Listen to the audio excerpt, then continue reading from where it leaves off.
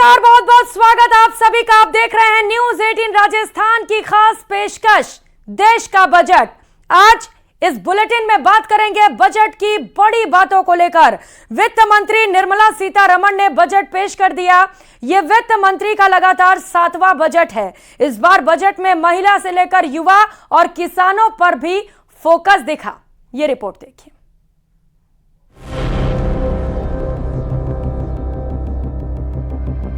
माननीय वित्त मंत्री श्रीमती निर्मला सीतारमण। वित्त मंत्री ने भाषण सुबह 11:03 पर शुरू किया और भारत की अर्थव्यवस्था के साथ महंगाई कंट्रोल करने की बात कही। उन्होंने कहा कि गरीब, महिलाएं, युवा और अन्नदाता, हम इन 4 जातियों पर फोकस करना चाहते हैं। उन्होंने ये भी कहा कि सरकार का फोकस गरीब, महिला, युवा और अन्नदाता पर रहेगा। सरकार जॉब्स के अवसर बढ़ाएगी। India's economic growth continues to be the shining exception and will remain so in the years ahead.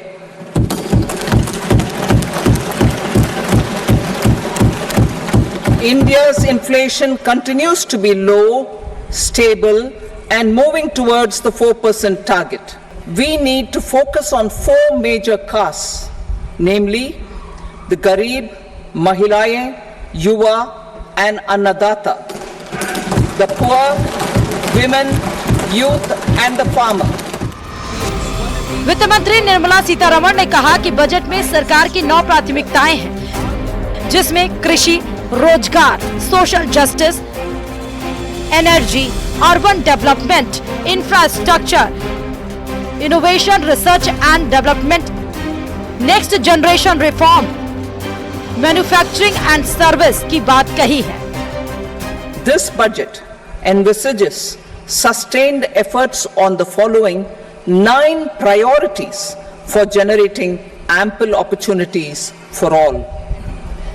Number 1, productivity and resilience in agriculture. Number 2, employment and skilling. Number 3, inclusive human resource development and social justice. 4, manufacturing and services. 5, urban development. 6, energy security. 7, infrastructure. 8, innovation, research and development. And 9, next generation reforms. Budget पेश करते समय वित्त मंत्री ने पहला और बड़ा ऐलान युवाओं, छात्रों और पहली बार नौकरी पाने वालों के लिए किया। उन्होंने कहा कि ये EPFO में पहली बार रजिस्टर करने वाले 1 लाख से कम वेतन वाले कर्मचारियों को 15,000 रुपए 3 किस्तों में दिए जाएंगे। इसके साथ ही हायर शिक्षा के लिए लोन देने का ऐलान भी किया।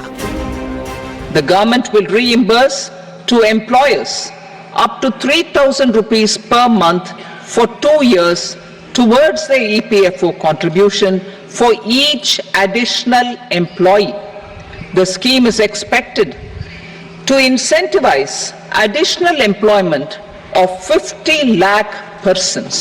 Education loans for helping our youth who have not been eligible for any benefit under government schemes and policies. I am happy to announce a financial support for loans up to 10 lakh rupees for higher education in domestic institutions. E-vouchers for this purpose. E-vouchers for this purpose will be given directly to 1 lakh students every year for annual interest subvention of 3% of the loan amount. इस बार budget में झारखंड, पश्चिम बंगाल, उड़ीसा और आंध्र प्रदेश के लिए कई योजनाओं का ऐलान किया गया, जिसमें बिहार को 41,000 करोड़ तो आंध्र प्रदेश को 15,000 करोड़ का पैकेज दिया गया। We will formulate a plan, Purvodaya, for the all-round development of the eastern region of the country, covering Bihar, Jharkhand, West Bengal, Odisha and Andhra Pradesh. This will cover human resource development, infrastructure, and generation of economic opportunities to make the region an engine to attain Vikasit Bharat. वित्त मंत्री ने किसानों के लिए बड़ा ऐलान करते हुए 1.25 लाख करोड़ का बजट पेश किया। This year, I have made a provision of 1.52 lakh crore rupees for agriculture and allied sectors. इसके साथ ही वित्त मंत्री ने इस बार प्रधानमंत्री आवास योजना ग्रामीण और शहरी क्षेत्रों में 3 करोड़ अतिरिक्त घरों की घोषणा की। 3 crore additional houses under the PM Awas Yojana in rural and urban areas in the country have been announced, for which the necessary allocations are being made. वित्त मंत्री निर्मला सीतारमण ने कहा कि भारत की जनता ने प्रधानमंत्री मोदी के नेतृत्व वाली सरकार में अपना विश्वास जताया है। उन्हें ऐतिहासिक तीसरे कार्यकाल के लिए दोबारा चुना है। मुश्किल दौर में भी भारत की अर्थव्यवस्था चमक रही है। Bureau report, news 18। तो वित्त मंत्री निर्मला सीतारमण ने लोकसभा में बजट पेश किया। बजट में सबसे अहम जानकारी अगर कोई होती है तो वो है क्या सस्ता होने जा रहा है और क्या महंगा। वित्त मंत्री निर्मला सीतारमण ने सस्ती होने वाली चीजों का ऐलान कर दिया है और अब बजट में गिनी चुनी चीजें ही सस्ती या महंगी होती हैं। इस बार बजट से क्या सस्ता हुआ और क्या महंगा वो भी जान लीजिए।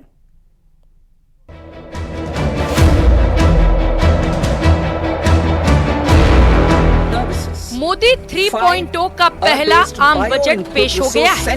वित्त मंत्री निर्मला सीतारमण ने लगातार 7वां बजट पेश किया। बजट में अलग अलग सेक्टर्स के लिए कई घोषणाएं की गई हैं, लेकिन आम आदमी की जेब पर किस चीज का बोझ बढ़ा है और किस ऐलान ने उन्हें राहत दी है, ये भी आसान भाषा में आपको समझाते हैं। दरअसल सरकार ने कई चीजों पर कस्टम ड्यूटी घटाई है और इनमें प्रमुख तौर पर कैंसर की दवाइयों को शुल्क मुक्त कर दिया गया है। वित्त मंत्री निर्मला सीतारमण ने आज बजट पेश किया, जहां कुछ चीजें महंगी हुई हैं तो कुछ चीजें सस्ती करने का भी ऐलान किया गया। जहां एक और कैंसर की दवाएं सस्ती की गई हैं, तो वहीं आपको बता दें कि मोबाइल चार्जर पर BCD 15% कर दिया गया है। कई अन्य उपकरण भी सस्ते हो गए हैं। साथ ही सोने चांदी पर कस्टम ड्यूटी घटाकर 6% किया गया है, यानी कि अब सोने और चांदी भी सस्ते होंगे। The Indian mobile industry has matured. In the interest of consumers, I now propose to reduce the BCD on mobile phone, mobile PCBA and mobile charger to 15%. To enhance domestic value addition in gold and precious metal jewelry in the country, I propose to reduce customs duties on gold and silver to 6% and that of platinum to 6.4%. Other metals, steel and copper are important raw materials.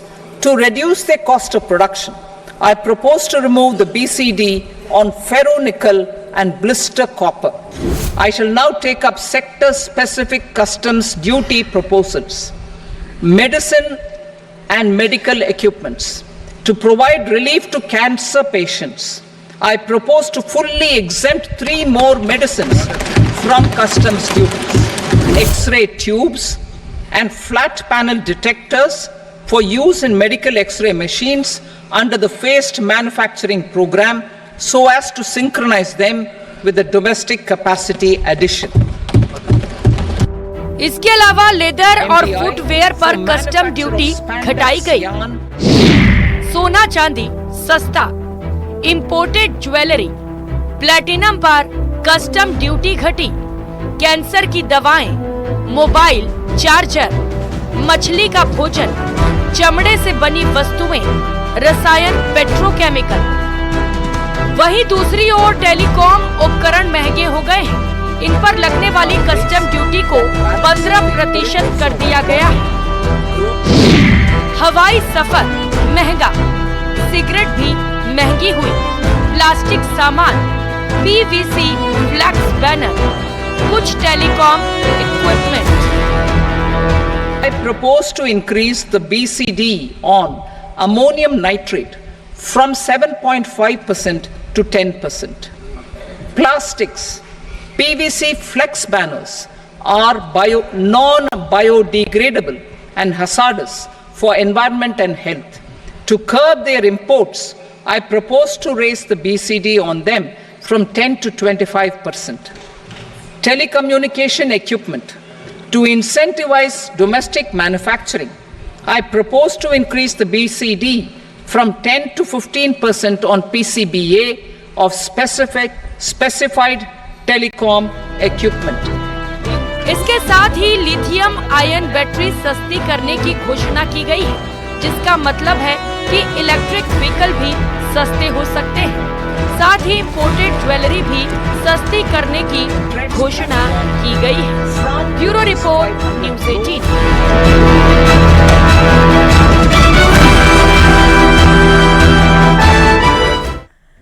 तो वहीं budget में income tax को लेकर राहत दी गई है। New tax regime के तहत अब 3 लाख से 7 लाख रुपए की आय पर 5% के हिसाब से टैक्स देना होगा। पहले ये 6 लाख तक था। न्यू टैक्स रिजीम के अन्य स्लैब में भी बदलाव किया गया है। इन दोनों बदलावों से टैक्स पेयर्स को 17,500 रुपए तक का फायदा होगा। हालांकि पुराने टैक्स रिजीम में कोई बदलाव नहीं किया गया। इस रिपोर्ट में समझिए।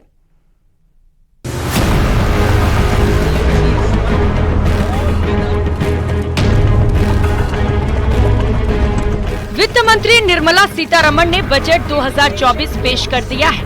फाइनेंस मिनिस्टर ने न्यू टैक्स रिजीम में स्टैंडर्ड डिडक्शन की लिमिट को बढ़ाकर 75,000 रुपए कर दिया है। पहले ये लिमिट 50,000 रुपए थी। स्टैंडर्ड डिडक्शन की लिमिट 25,000 रुपए बढ़ाई गई है। वित्त मंत्री निर्मला सीतारमण ने न्यू टैक्स रिजीम के टैक्स स्लैब स्ट्रक्चर में भी बदलाव का ऐलान किया है। न्यू टैक्स रिजीम के मुताबिक 0 से 3 लाख रुपए तक कोई टैक्स नहीं, 3 से 7 लाख रुपए तक 5% टैक्स रेट, 7 लाख से 10 लाख तक 10% टैक्स रेट, 10 लाख से 12 लाख तक 15% टैक्स रेट, 12 लाख से 15 लाख तक 20% टैक्स रेट, 15 लाख रुपए से ऊपर 30% टैक्स रेट। इसके मुताबिक सैलरीड एम्प्लॉइज को न्यू टैक्स रिजीम में 17,500 रुपए तक की बचत होगी। I have 2 announcements to make for those opting for the new tax regime. First, the standard deduction for salaried employees is proposed to be increased from 50,000 to 75,000 rupees.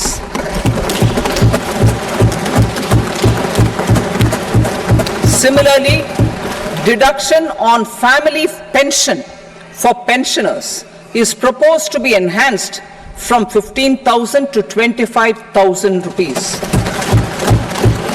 The new tax regime, the tax rate structure is proposed to be revised as follows: 0 to 3 lakh rupees, nil; 3 to 7 lakh rupees, 5%; 7 to 10 lakh rupees, 10%; 10 to 12 lakh rupees, 15%; 12 to 15 lakh rupees, 20%; and above 15 lakh rupees, 30%. As a result of these changes, a salaried employee in the new tax regime stands to save up to 17,500 rupees in income tax. इसके अलावा वित्त मंत्री निर्मला सीतारमण ने कहा कि income tax प्रक्रिया को सरल बनाया जाएगा। उन्होंने कहा कि 2/3 लोगों ने नया टैक्स रिजीम चुना है। लोगों में न्यू टैक्स रिजीम को और लोकप्रिय बनाने के लिए स्टैंडर्ड डिडक्शन को बढ़ाया गया है।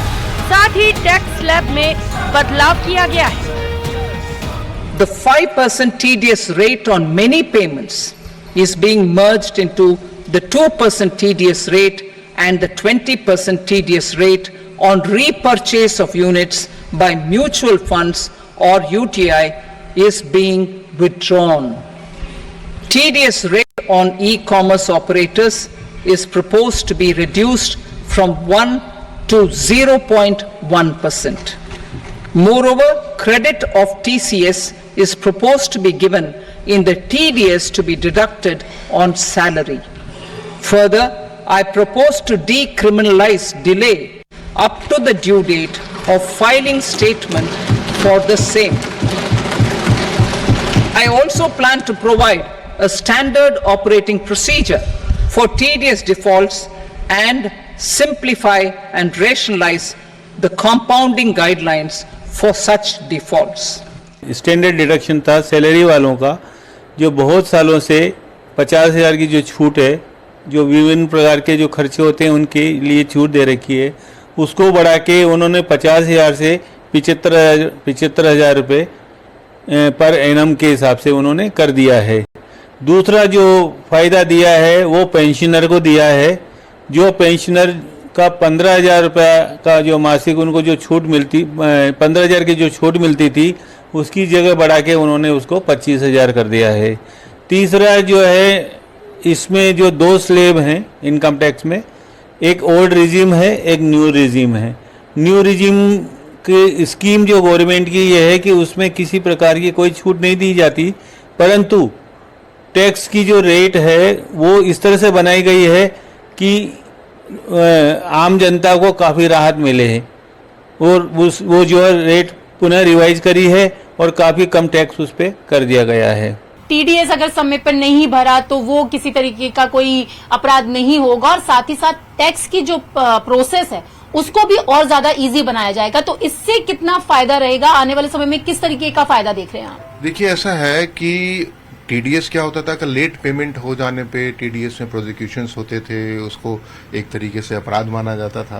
तो फाइनेंस मिनिस्टर ने क्लियर करा कि टीडीएस लेट पेमेंट करने पे अब उसको अपराध की श्रेणी में नहीं रखा जाएगा। और देख रहे इतने सारे लिटिगेशंस इकट्ठे हो गए हुए हैं कि अपील्स पेंडिंग पड़ी हुई है डिपार्टमेंट में, तो उस पेंडिंग अपील को डिस्पोज ऑफ करने के लिए इनको कोई स्कीम लेके, ये जैसे पिछली बार भी सबका विश्वास स्कीम लेके आए थे, तो सिमिलरली वैसा ही स्कीम इस बार भी लेके आए, सो दैट की जो लिटिगेशन है वो लिटिगेशन इजीली डिस्पोज ऑफ हो सके और जो आम टैक्स पेयर है उसको बेनिफिट मिले। और सबसे बड़ी बात यह है कि टैक्स अनसर्टिनिटी, अगर आपका आज आप रिटर्न भर रहे हो तो अगले 5 साल 7 साल 10 साल तक कभी भी कोई केस खोल देता है, वो टैक्स अनसर्टिनिटी ऑलवेज बनी होती है। उसको ध्यान में रखते हुए इन्होंने थोड़ा उसमें लिमिट भी इंक्रीज करा हुआ है कि भाई जब अगर कोई इनकम रीअसेसमेंट के लिए जाएगा या इनकम स्केपिंग असेसमेंट की बात होगी, वहां पे एक लिमिट को उन्होंने इंक्रीज कर दिया हुआ है, जो अप टू 50 लाख एंड कुछ टाइम लिमिट्स दी हैं जो देखना होगा इनडायरेक्ट। तो वहां पे भी बेनिफिट हमारे को एसएससी को जाएगा कि टैक्स अनसर्टिनिटी की जो प्रॉब्लम्स थी वो रिड्यूस हो, लोग डेफिनेट हो सके जब हमने रिटर्न भर दिया हमारा टैक्स पे हो गया तो we are now okay for that particular assessment. वहीं इस बजट में वित्त मंत्री निर्मला सीतारमण ने पुरानी टैक्स रिजीम में बेसिक एग्जेम्पशन लिमिट नहीं बढ़ाई, साथ ही टैक्स रेट में भी किसी तरह का कोई बदलाव नहीं किया गया है। ऐसे में पुरानी टैक्स रिजीम चुनने वालों को स्टैंडर्ड डिडक्शन बढ़ने का भी फायदा नहीं मिलेगा, यानी जो भी बदलाव हुआ है उसका लाभ न्यू टैक्स स्लैब चुनने वालों को ही मिलेगा। Bureau report, news 18। तो देश के बजट, आम बजट पर जानकारियां अभी और भी हैं, लेकिन फिलहाल यहाँ वक्त से चला एक छोटे से ब्रेक का। आप देखते रहिए प्रदेश का number 1 news channel.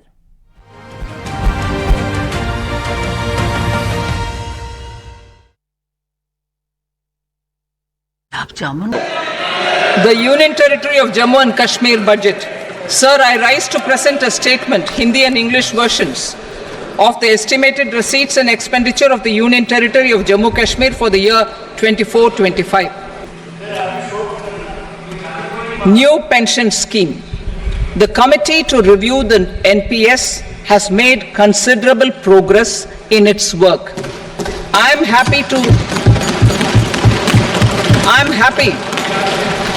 happy that the staff side of the National Council of the Joint Consultative Machinery for Central Government Employees has taken a constructive approach. A solution will be evolved which addresses the relevant issues while maintaining fiscal prudence to protect the common citizens. Budget estimates for 24-25.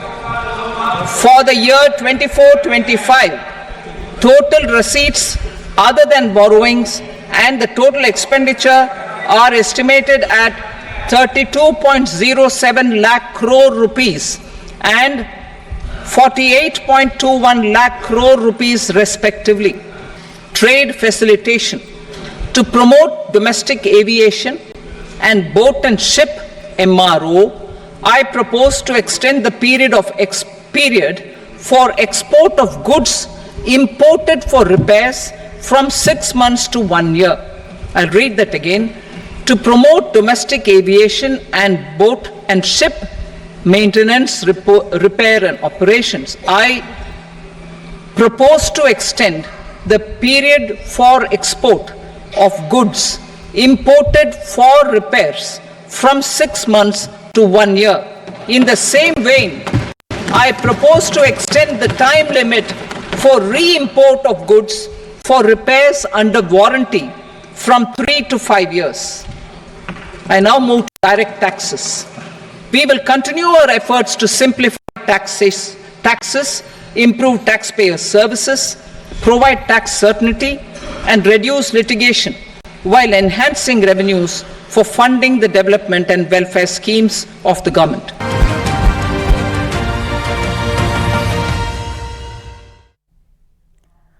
Break के बाद आप सभी का बहुत बहुत स्वागत। और अब बात बजट पर रिएक्शन की करेंगे। बीजेपी प्रदेशाध्यक्ष सीपी जोशी ने मोदी सरकार 3.0 के पहले बजट पर रिएक्शन दिया।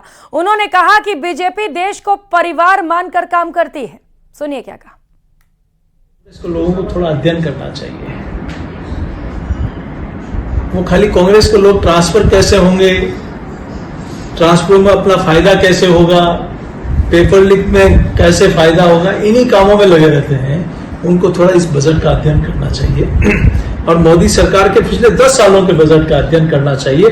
तो उनको अपनी हैसियत पता लग जाएगी कि हमने 60 सालों तक इस देश के साथ धोखा किया। इन 10-11 सालों में नरेंद्र मोदी जी के नेतृत्व में जो इस देश को कल्याण के लिए काम हुआ है, पिछले 60 वर्ष से कांग्रेस पार्टी नहीं कर पाई। मुझे लगता है इन लोगों का आलोचना के अलावा कोई काम नहीं।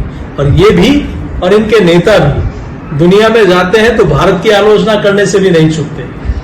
तो ये वो ऐसे लोग हैं जो अपने स्वार्थ के लिए कुछ भी कर सकते हैं। तो इनको पहले इन बजट का एनालिसिस करना चाहिए। राजस्थान को कितना मिल रहा है इसके बारे में सोचना चाहिए।